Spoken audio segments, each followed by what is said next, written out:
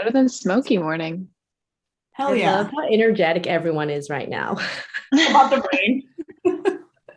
Mo and I are the leads. We got to get you pumped. I've been up since 5, y'all. I'm ready. Let's do this. I'm ready. I think we're just waiting on a couple of people, right? Okay. Adrian. Adrian and Shireen. Yes, Adrian, Shireen, and then that'll be the crew.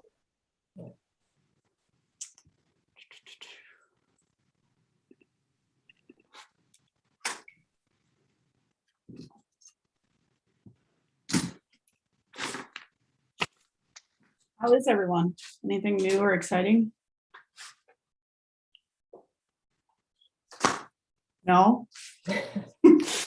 just living COVID smoky days. Yeah. I was going to say, like, I'm just feeling antsy all the time because you can't really go outside. So I'm just trapped. Yeah. I went outside this morning. I was desperate enough, and I thought, I'm going for it. I'm going to go for a run in the rain. And Yeah, good for you. I can taste it. You know, it's still there. It's in my The smoke is in my mouth. Yeah, the smoke is still there. I don't understand how it works. I have the same question. Smoke would clear. Yeah, I thought the Yeah. rain would wash it away, but it's still there. It's strange. And it's like smokiness mixed with, like, there's the juniper or the evergreen in the air too. So it's kind of like medicinal. It's a weird combo. Like you're inhaling herbs all the time, Yeah. but slightly toxic herbs. Yeah, slightly toxic. Yeah. Carbonated herbs. All right, let's give Adrian and Shireen just 2 more minutes since it's only the top of the hour. And we want them to be here.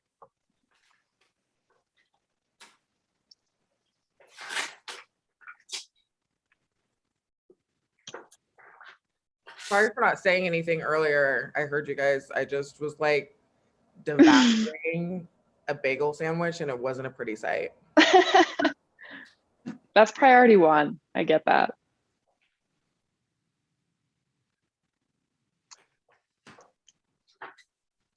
Shelly, just curious, are you able to see like acceptances or anything on the event?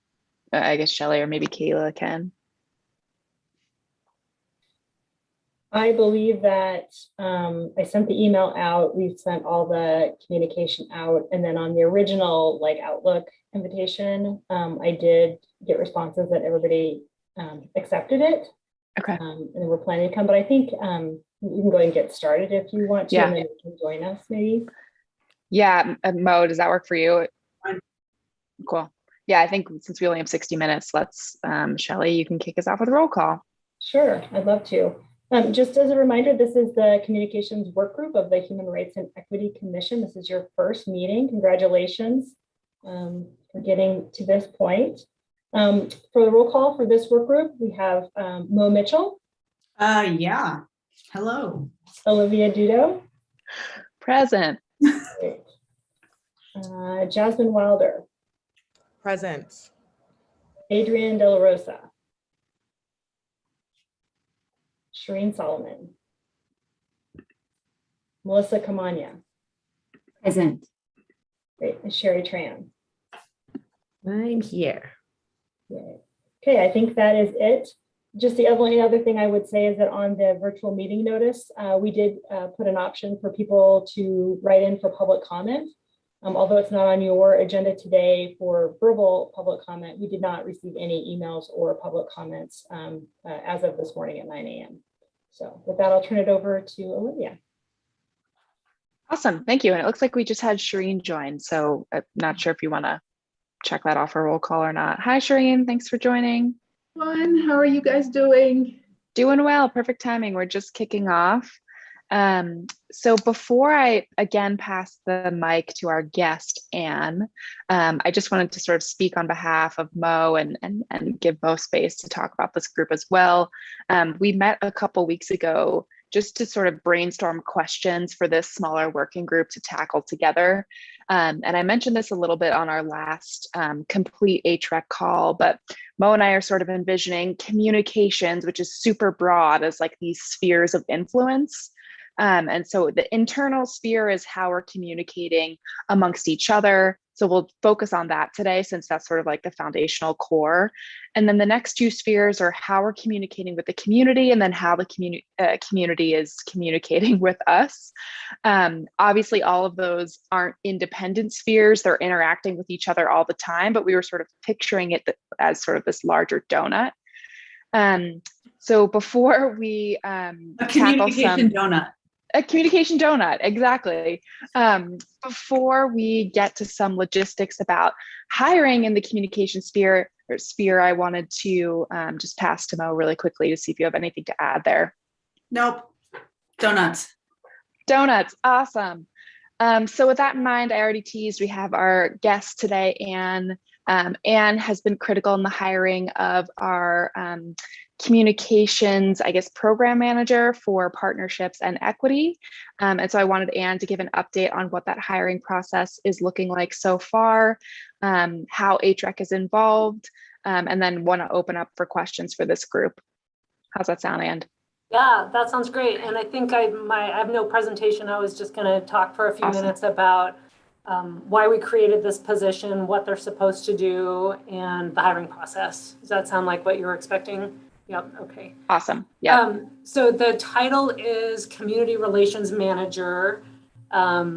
We created a new Community Relations Manager position after that last round of council goals was adopted, because the goals are explicit, asking for expanded opportunities for community members to connect with the city, for us to lower barriers to engagement with the city, and then hiring this person also allows us to just do more public outreach about some of these really big council goal projects like homelessness solutions. And we're not currently staffed to really to do all these things adequately. So you guys met Joshua Romero, I believe, at a previous meeting. Joshua and I work closely together on the same team.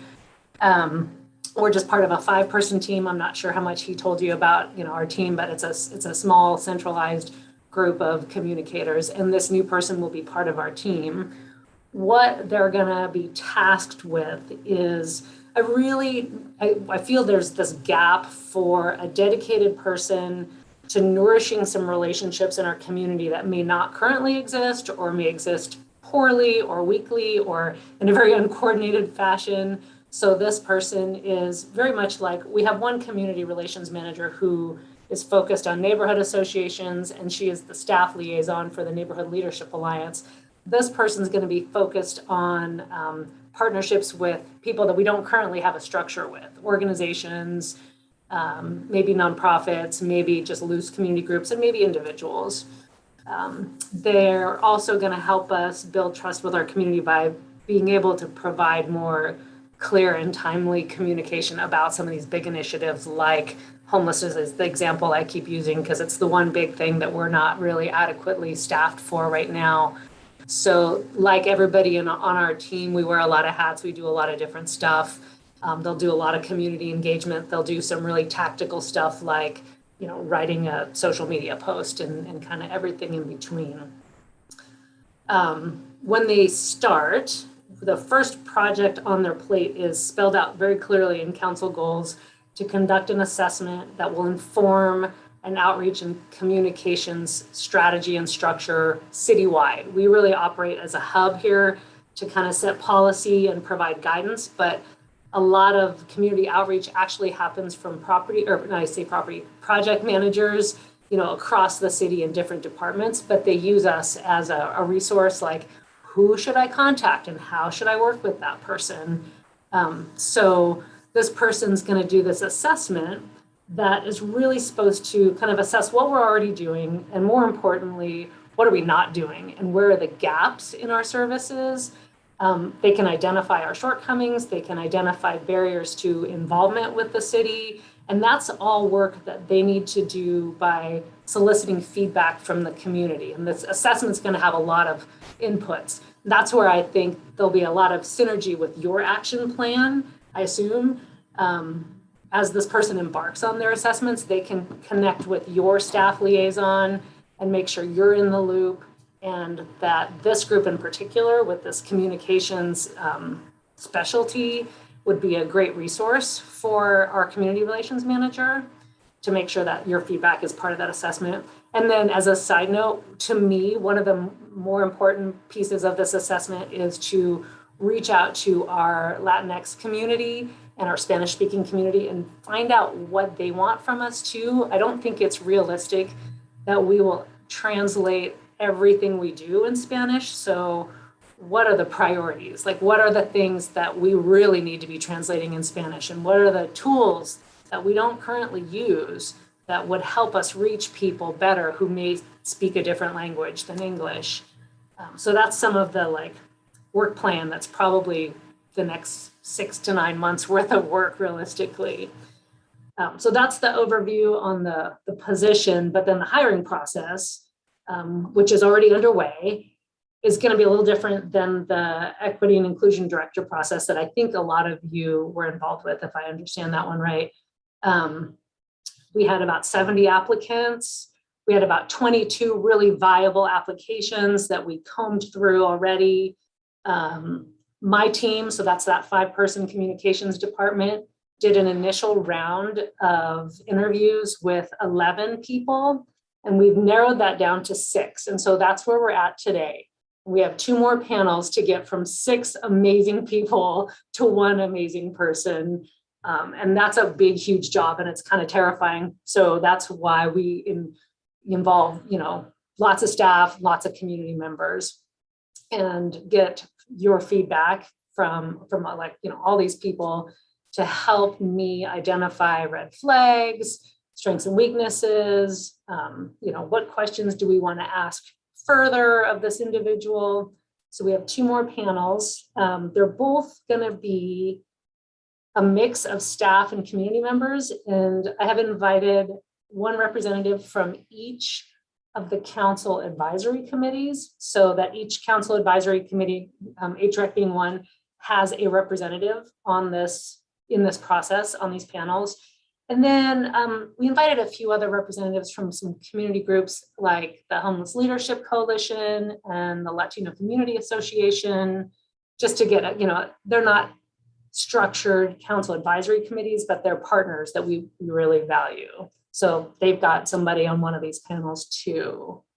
I think that's about it. I guess, we would have you on a panel. I've reached out to a couple of you already to gauge some interest, and I appreciate that very much. We go through a day of interviews, and at the end of the day, really just, I take feedback in a meeting, like, tell me your concerns, strengths, and weaknesses. If somebody's not comfortable talking in a meeting like this about an individual candidate, they're welcome to just call me and have a private conversation too. Some people are more comfortable with that. And that was, I think I covered everything I meant to, but I'm happy to answer questions about any of that. So I'm sorry, what's the commitment then? Is it are we down to 6 candidates, 1 day long panel? Yep. The next Friday is 6 candidates. It's a long day because that's, 5 or 6 hours potentially. At the end of that day, hopefully it's clear. We get down to 2, 3, 4, however many people we really want to talk to again. And then the following Friday is another day. I think I've set aside maybe 4 hours or so, that'll change depending on who we end up with. Okay. How did you decide, or when did you reach out to HREC about who's interested? Because I don't think anyone heard about it. So how is that equitable? I reached out to Jasmine and Olivia as people to, ask, are you interested? Can you participate? No, my question was, how did you decide that? I mean, you didn't include everybody. So how did you decide just 2 people? Because to invite the whole HREC would just be too many people. And I really want to include a variety of panelists. So we've got, I want to say maybe 10 to 12 people on each of these panels. So it's just really a spectrum of a representative from each council advisory committee and those groups like the nonprofit organizations that I mentioned before. Let me clarify the different way of asking. I think I know what you're asking. they invited me as the chair and they invited Olivia as the leader of the communications group. That's basically how they decided that. Correct. But my question was, because you said you were going to reach out to HREC, you didn't really involve everybody to like have a say as well. You just decided. So that's Correct. more my question. Correct. That, I mean, I would assume that Olivia and Jasmine are able to communicate with this group, and that's why I'm here today, also to make sure everybody's aware of what's going on. And, you know, if Jasmine or Olivia were not available and wanted to put somebody else in that spot in their place, that was their option, your options. Are we getting to people from HRAC? Or At this point, Olivia has agreed that you were available on either of those days. The 16th and the 24th. Yeah, and that was going to be part of our sort of update, like you were saying, and Jasmine and myself will be part of that final selection process. Yeah, we hope it's the final. I can never make any guarantees. We might get to that, what we're currently calling final, and it may not be clear at that moment. So I just want to set expectations too, that at that final panel, there may be more steps after that that we can't even identify yet, because we don't know what the questions and concerns may be at that point.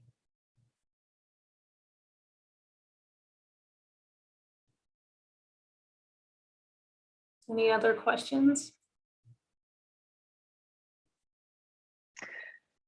Keep thinking about this person because in the questions that Mo and I generated for our next phase of the agenda, I'll pull up my screen in a second, we'll talk about how we can interact with this person, especially as they're starting with that assessment. So anyway, group, keep that in the back of your mind. Anything else before? Yeah, I was just going to add, this staff person will work closely with your staff liaison too, to make sure that there is a lot of coordination. You know, these are two positions that haven't currently been filled yet. So, Yeah. you know, we don't know exactly what that's going to look like, but in a few months, they'll have a working relationship. Yeah, I guess one thing that stands out to me is just given why this position is getting created because of the council goals and like just being able to do that assessment alone. Like, I'm curious, in the hiring process, have you all been sort of focusing on someone with like formal training and equity in addition to communication? I'm just curious. Yes, and it's a really interesting pool of candidates, and I don't want to talk about it too much in a public meeting because these people have all asked for privacy, you know, at this point. Sure. But it is a non-traditional group of candidates. Usually when we put out communications positions, you know, I get people like myself with a background in journalism or a background in marketing or a background in like digital marketing. And this is the folks who have made it this far in the process have some sort of community building, community engagement experience. Some of them are focused on equity. Their positions that they currently hold are really more about equity and maybe equity project management. So Yeah.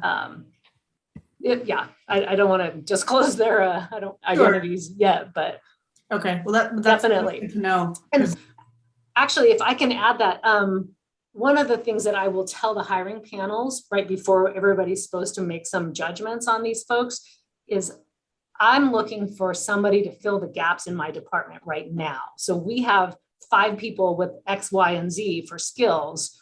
We know what we're missing. We know what skills we don't have and what experience we don't have. So we want somebody else to fill those, you know, those gaps on our team. I don't need another me. We don't need another Joshua. We need somebody else who's doing stuff that we're not currently doing. I guess I have one piece of feedback for you, just based on my experience in the interview process with the city, and then also just previous work experience at the county, is like when hiring for a position that's going to have such intersectionality of communication and equity, you want to make sure the people that are judging or asking, like being asked to like give feedback or say, yeah, this is a good hire or not a great hire, is you want to make sure that the people actually doing the hiring have enough expertise to accurately assess. So if you're looking for someone who has more expertise in equity, you need to make sure the people hiring understand what that is as well, because in my experience, that hasn't happened in other arenas. And I think that's unfortunately how the system can kind of perpetuate lots of things. So I appreciate that. Yeah, so I'm just gonna like really get clear on like who your hiring committee is, and like, because that's actually a lot of power, and really make sure that those people know what's up and know what they're talking about. And I have tried to select staff people. So, you know, these are like half staff and half community members. And we do have, well, you're probably familiar with this, the DEIA task force. It's an internal group. Yep. Those are the folks that I have sought after for staff people on the panel, because that is something that they're trying to grow and become more aware of and learn about. But to be fair, just because they're on that committee doesn't mean they actually have the skill. They might have an interest or desire or a hope or just an overall, like, I believe in this, which is fantastic. However, when we come to like positions like this, we want like observable, demonstrated skills, training, and like knowledge, not just, I really believe in equity. Because I really believe in equity and my bias still just fumbles everywhere. And it's a constant process in like getting formalized training and supervision essentially throughout that process.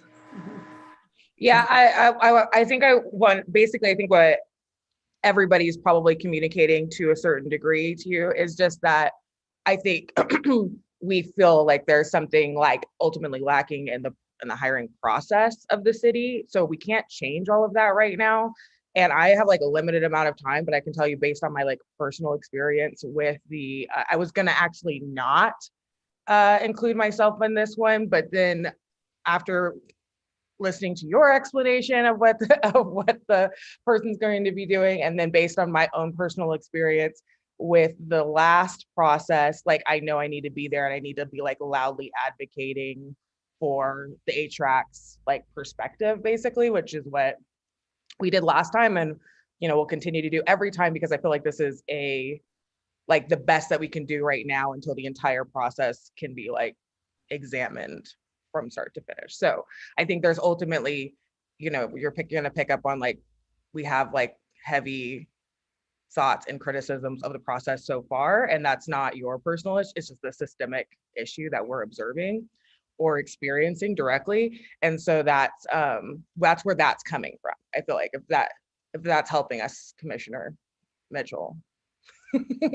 Yeah, well said, madam. And I appreciate it because I know it's a big ask and I know it's a lot of your time. So thanks for being willing to be part of that process. Yeah, no problem. So yeah, I'll hop in there on those 2 Fridays just simply to make sure we're at least. Sure, and you and Olivia can divide up and we can take this offline and figure out the scheduling stuff, not take up this meeting time right now. Yeah. Any other questions before we move on to some meaty topics? I might just stay here and listen. I might just turn off my camera, and if that's okay with y'all. You're welcome to stay. Shelly, I'm going to share my screen if that's okay, and just pull up the working doc that I will soon add all of you to. 1 second. Okay, so the Excel sheet, the Google sheet that I'm pulling up now is where Mo and I have just been jotting down key topics, key questions for this group to answer. I'm going to add all of you to this after our meeting, so you can add comments live. You can check off things that maybe we need to talk more about. I'll also be doing my best to take meeting notes. So let me know if I need to write anything down that's critical. But like I mentioned, we're going to focus here today, ways of working, or sort of that internal sphere of how we communicate together. And these are just some of the major, I think, topic or subtopics to that topic that need to have some further clarification or questions answered from this group. And I figured what we would do today is shoot some ideas out there, whether we come to a conclusion or not. I think that's ultimately something we can take back to the entire HREC group to give a thumbs up on. You know, are they also in agreement with what we've brainstormed today? but want to get through these. And then you'll see in the tab for next meeting, I've dropped those other spheres for us to keep track of as well. So next time we meet, we'll obviously make sure we're finished our internal sphere, but then we'll move on to these larger topics around how we share with the community, how the community shares with us. I really appreciate people like Olivia who are organized like this. Thank you, Olivia. I love Excel. I know. I'm like, oh, I'm married to someone like you. The Excel thing, I'm like, oh my God, I don't even know. But thank you. Yeah. So appreciate it. And I guess all that to say, so I work best in Excel. I know that is not true for everyone. So when I add you to this document, again, feel free to comment and say, hey, this would be better in like a PowerPoint or a Word doc or something. I want this workspace to be ours, since it's sort of the few ways we'll be able to collaborate between meetings. Okay. With that, let's talk about meeting cadence. And I mean this both for our internal work, our small working group here, and larger HREC.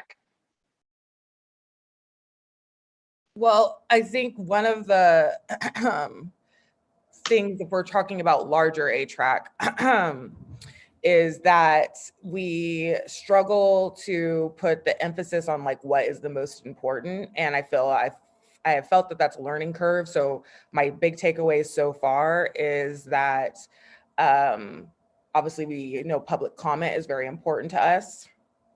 And while it has seemed to calm down, I feel like we still need to continue to prioritize it, because I envision that, you know, it'll become a hotspot again for us. And so we want to prioritize that. So we've already moved it forward. We've extended the length of time.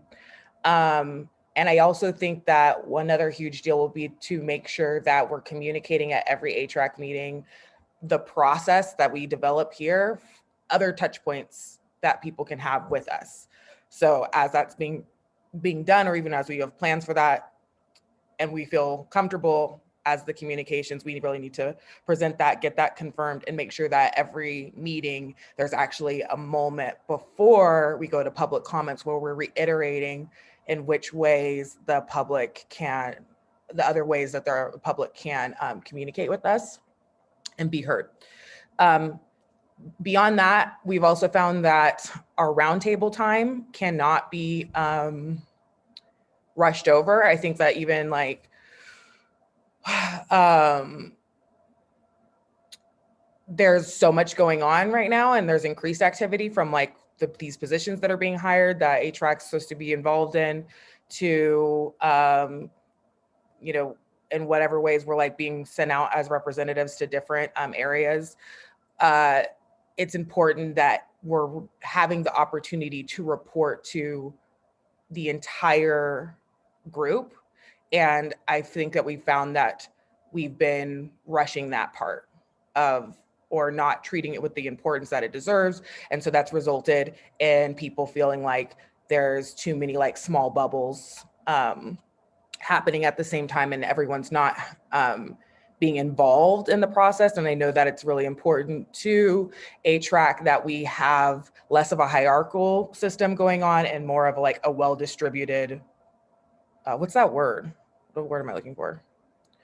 A distributed, you know, information system. So I think that as of right now, unless we can come up with some better stuff, which I think there may be connected to the roundtable thing, there could be like a responsibility for each commissioner to also maybe do a written piece. Like we already see Melissa do this with her work on welcoming week and like writing a report, and maybe we could come up with like an easy format that's maybe not as intense. So not only are they doing the roundtable reporting, but it's going into an email that's like a roundtable email with everybody's reports, so that there's all this information that's happening. So that might help us. But I also think that that feature in the actual meetings needs to be treated with greater importance, and then and given some sort of formula to help us work better there.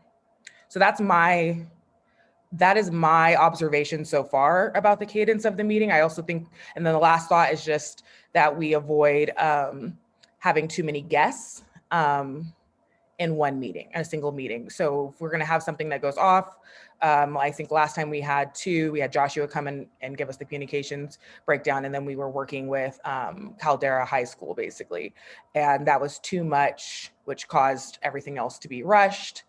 And we only meet once a month, so like that means, you know, we could have been talking about this community organizing position like a month ahead or whatever, but we didn't have the opportunity to. So I think that's it. That's all I have so far. I think that's the question too. Do we want to only meet once a month? And I guess that goes for HREC as a larger group and this comms group. I think that we've come to the conclusion that, I mean, and you know, someone can correct me if I'm wrong, but that city resources can basically only handle us doing the two meetings, which is the two meetings. So only one is HREC and the other one is communications, which is rotating with The advisory or Governance, yeah. governance. And ultimately, I feel like we really pushed for that. And we pushed for that, and we kind of came up with a system, and we are a little about a month behind the original plan, but I don't know that we can get more. If we feel like we need to like push for more, then like, yeah, I'm willing to listen, but we haven't really quite pulled this part off yet. What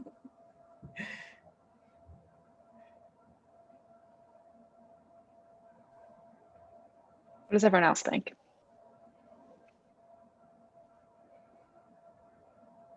I think that regarding public comment, I always feel like there's a gap. And I think Olivia and Mo have done a great job of pausing us to recognize that we heard the comment and that we have received it. But I feel like there's a gap where we just move on. And I don't know. I know that's part of what we're going to be tasked with working on, but I'd like to think about whether it's an email or whether it's someone that calls in, how do we acknowledge their space and what they said? Because I know we don't always know what to say, but I think sometimes saying nothing is worse than saying something. Yeah, maybe we could do the intro, which is like, hey, this is the other ways you can like meet with us, and then we can also kind of come up with a transition out, you know, so that we. I'm also wondering if like at some point, and I know we're supposed to be in the core of the donut right now, but I'm thinking at some point, like we take turns as individuals on the communication subcommittee to be the spokesperson to respond to those phone calls in some way. Like if the person or folks like to, you know, if it's an appropriate number of people, right? If it's like 3, you know, like maybe we divide and we all take a person and we call them back, you know, potentially around like just creating a culture of being like, hey, we heard you.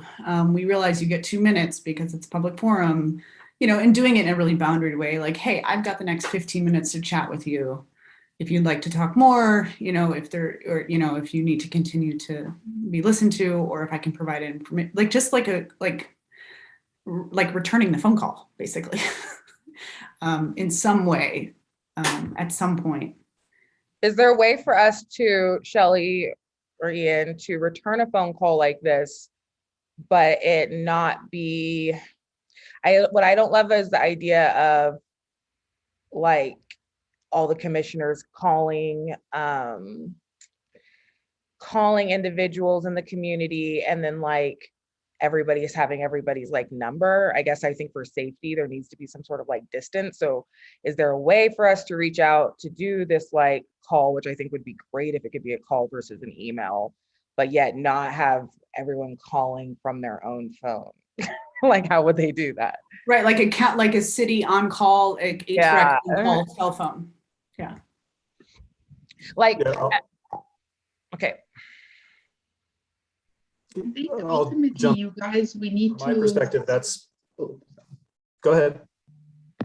I was just thinking, ultimately, at some stage, we also need to maybe elect a rotational group of people that addresses these grievances. So if we decide that we're doing like, you know, every couple of months, we elect 4 people from 4 commissioners to sort of go through all the grievances and address them, whether it be by phone, whether it be in writing, whether it's looking at the website and seeing what correspondences we get. So I love the idea of calling them back. If there is a way we can do it anonymously or from the city's, you know, phone lines or whatever, this would be great. But I think we all need to be involved in addressing grievances. And I think it's something that we definitely need to pay more attention to for sure.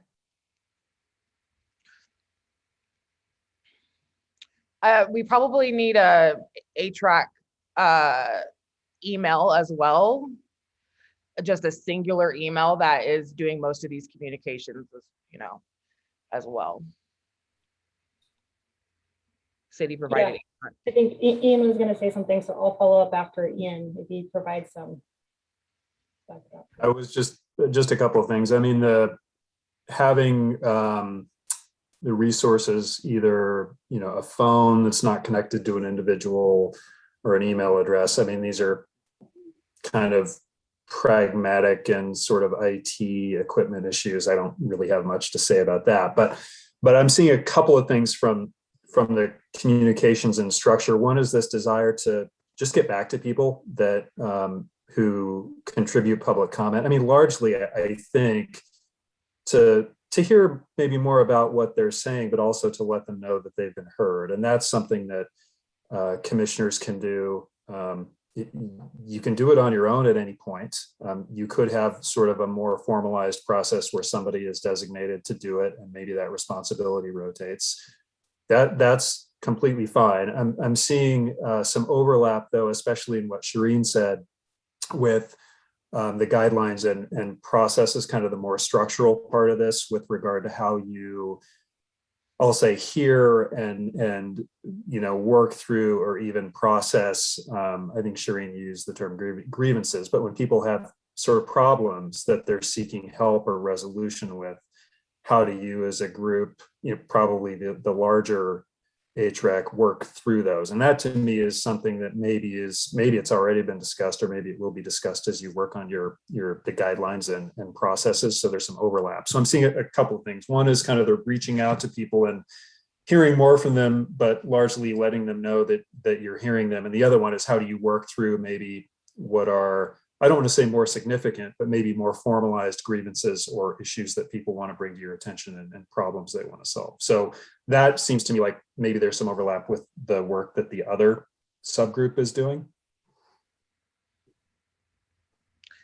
Well, maybe, but I kind of feel like communications has to dive into what's possible, and then the other one's more like formalizing it into our, that's how I kind of am looking at this.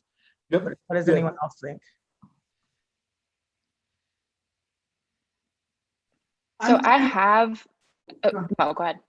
Well, I was going to try to pull us back into the center of the donut by saying, like, maybe at this point, I mean, I don't want to get ahead of ourselves, but like part of the cadence of the meetings would be to like create even more space for public comment and just be transparent, and to let the public know before the calls come in at our next big meeting, like, hey, this is like, this is just where we're at, and like creating a communications update right before the calls come in. Because my assumption is people are logging on around the same time. They're probably not, like, they might not be there from the very beginning potentially, because, you know, people have lives and things.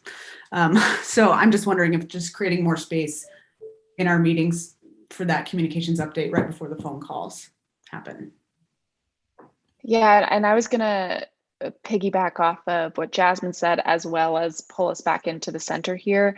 I do have an agenda item for us to examine and make edits to our formal HREC guidelines. I do think, to Jasmine's point, it's critical that the comms group here, as sort of like the face, the brand of HREC, has a perspective on these guidelines.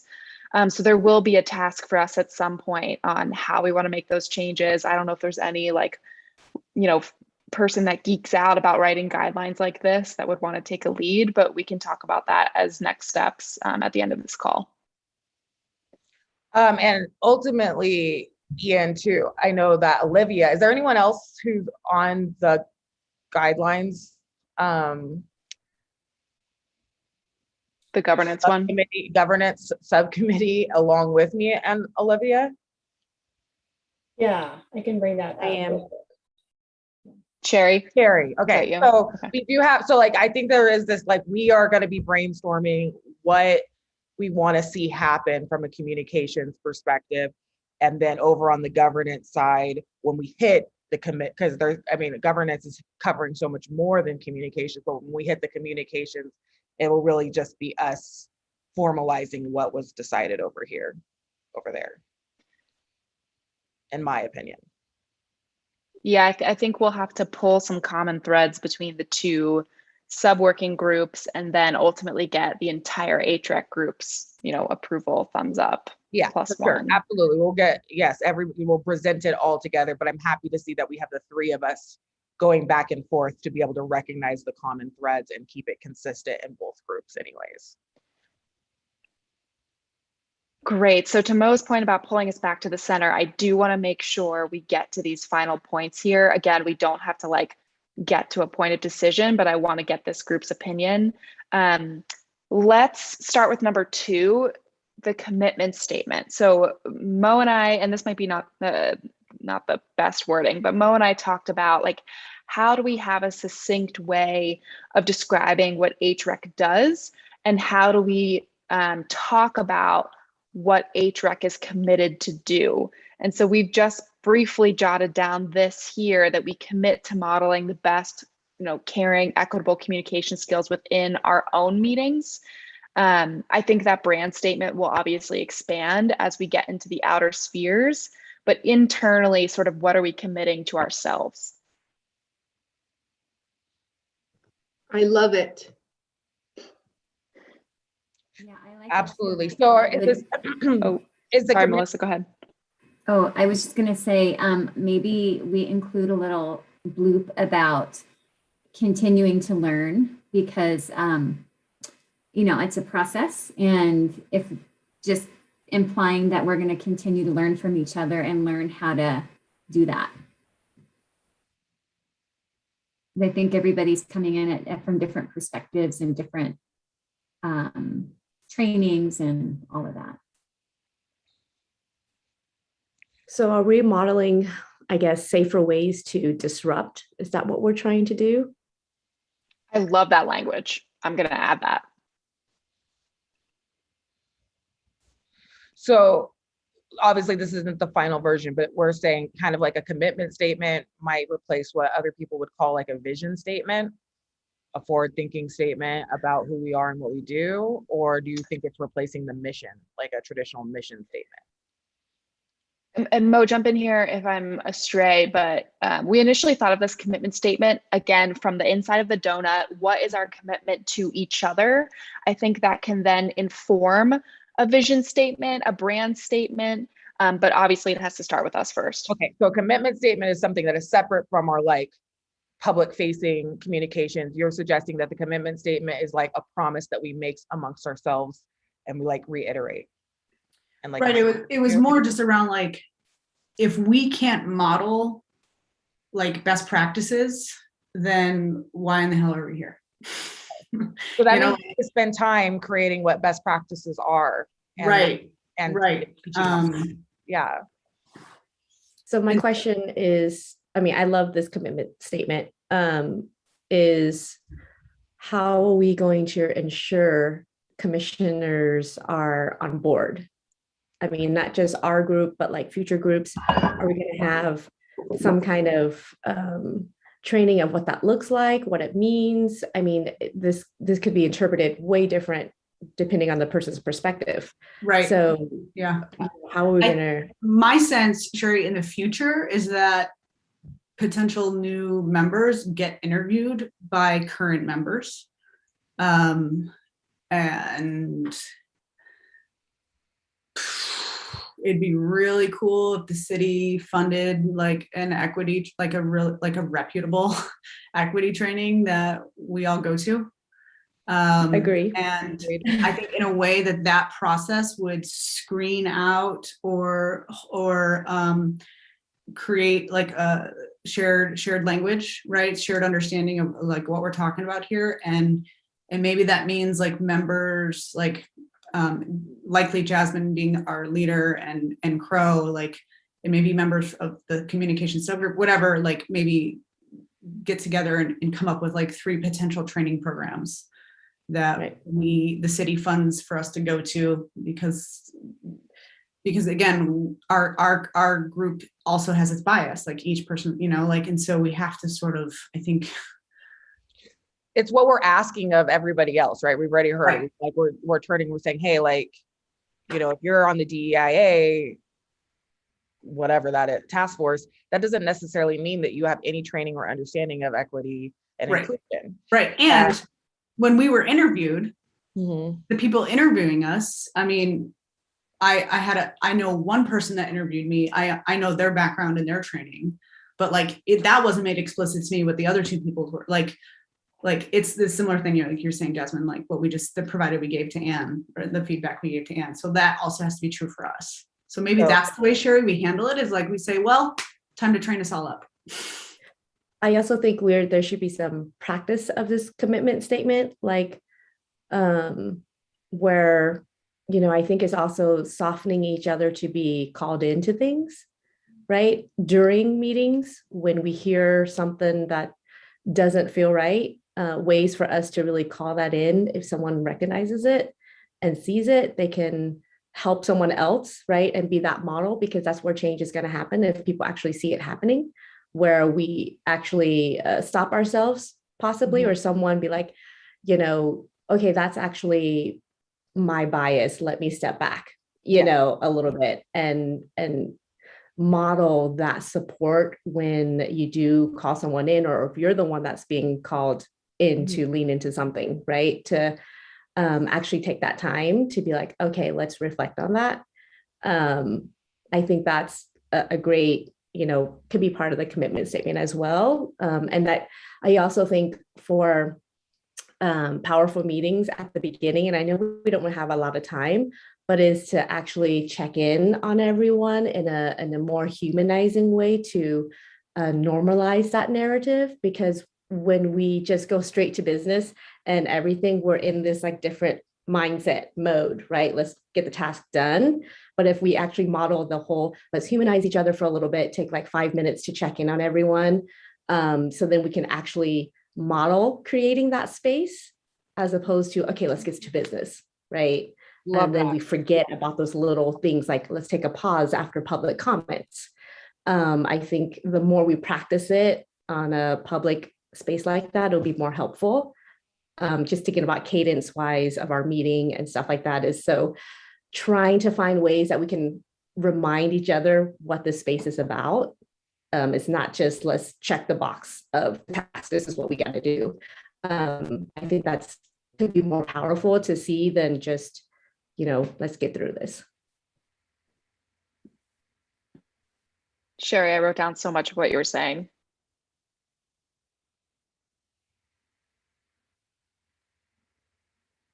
Oh, we might have lost you. Sherry, are you still there? Can you hear me? Yes, can hear you now. Okay. My internet doesn't work well at home, so.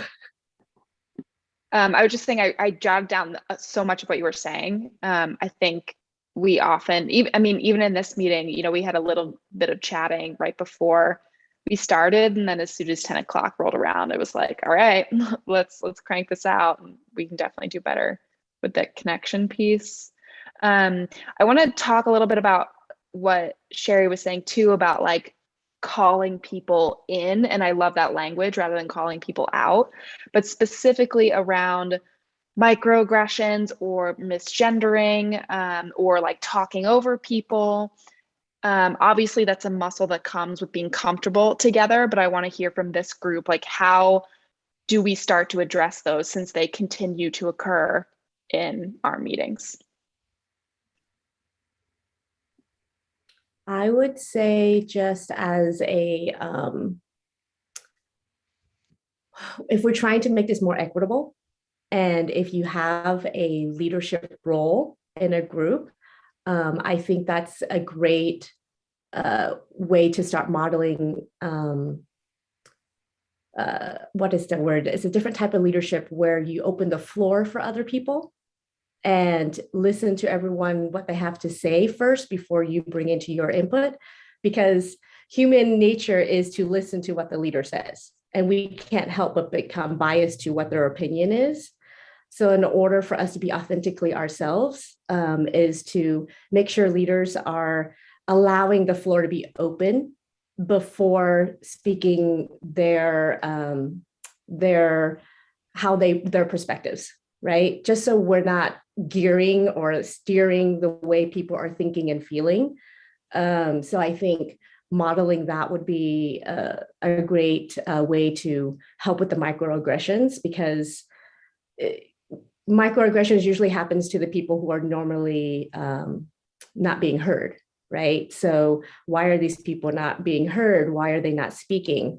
There's so many barriers we don't understand. We don't see it in a meeting setting. So I think paying more attention to those folks and just kind of modeling that type of atmosphere would be helpful.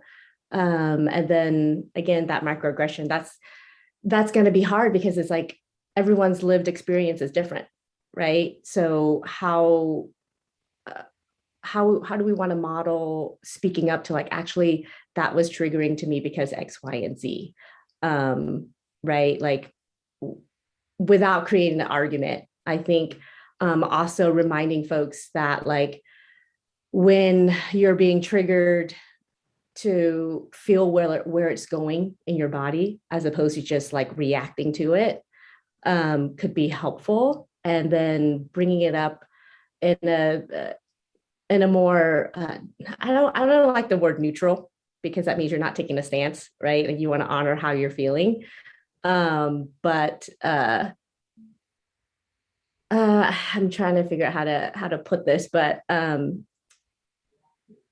think as your privilege as from being in the dominant white culture, I think it's important to be mindful, to be watching for microaggressions. You can model calling it in, I guess, because, you know, when you're in and you're triggered, it's hard, it's exhausting to be like, you did this, you know? So I think using the privilege you have to be like, actually, you know, their pronouns are, right? Actually, they want to go by, instead of waiting for the person to say something. I think that could be powerful because, you know, honestly, I've already seen it in our meetings, and I've seen people get exhausted and just give up and not say anything because they don't want to anymore, right? So I think we do need to do better with that and recognizing what's going on with people, just being mindful of their energy, I guess. And I know it's hard with Zoom, but you know, being more mindful about that type of stuff is crucial. I think what I'm hearing you saying, Sherry, which I appreciate, is like, how do we sort of balance like being productive and efficient and also having enough space?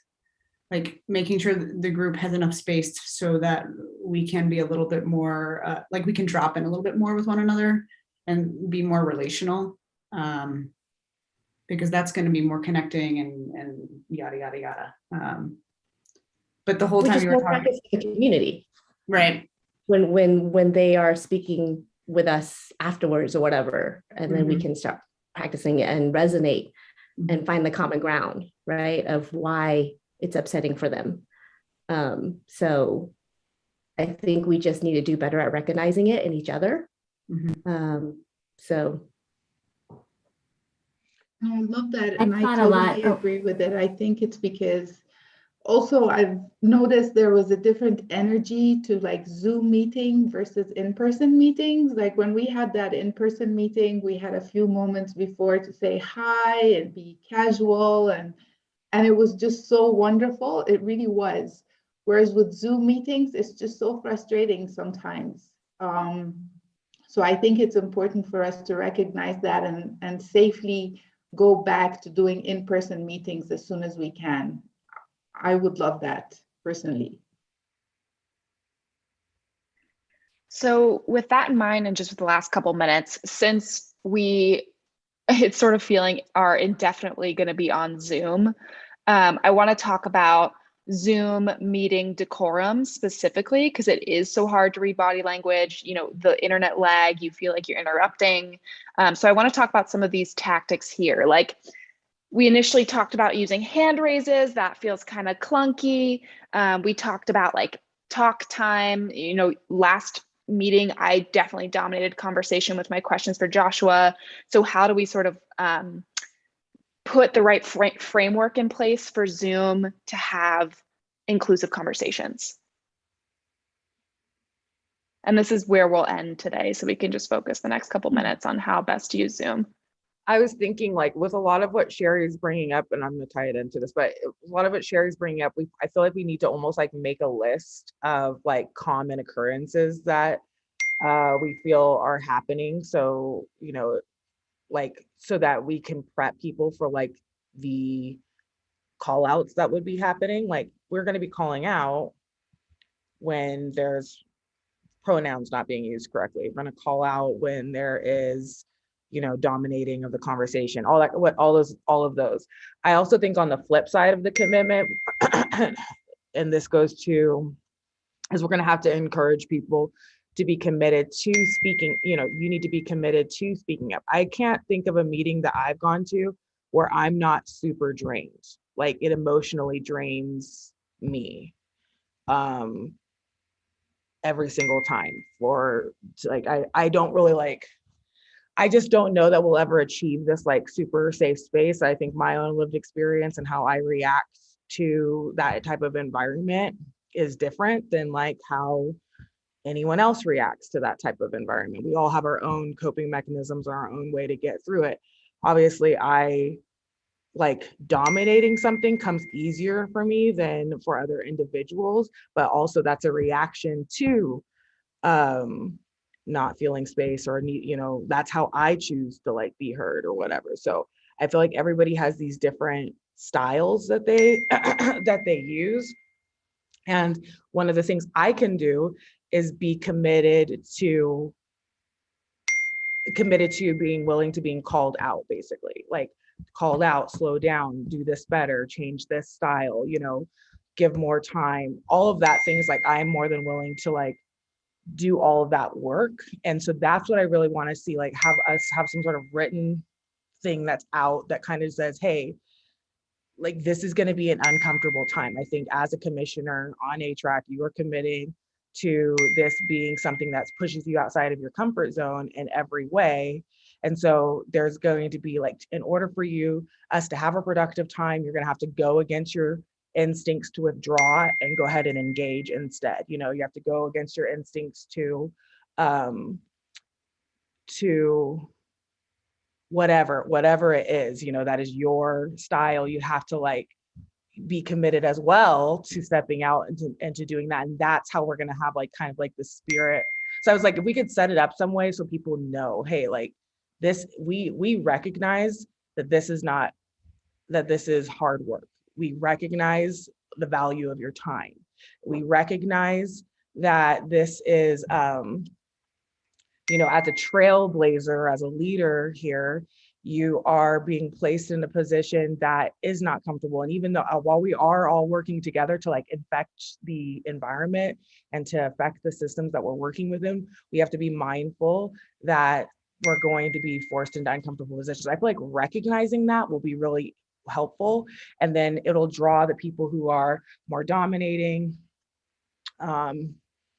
over talk, all that kind of stuff, to kind of pull back. And it'll also encourage the ones who are shrinking back to push forward, you know what I mean? And to assert themselves and be willing to talk first and be willing to, to do the things that aren't necessarily pleasant. And so it's happening two ways. And I think that's what this commitment statement could do. And I think we could do that prior to even getting a bunch of official training on it. Us ourselves, we can like talk about that. So then what that does for, and then I think we should have like a section for Zoom. So like, this is in person, this is Zoom, and everybody, are you guys committed to this? Can we like put our signatures on it? Can we re-talk about it every single, you know, like bring it up every single meeting, and then continue to try, you know, to work towards something. And then make sure we have a statement, like Melissa said, we're all learning, we're all going to make mistakes. We all acknowledge that it's okay if you make mistakes. There's no reason to like feel shame or embarrassed or whatever. Like call outs are going to happen.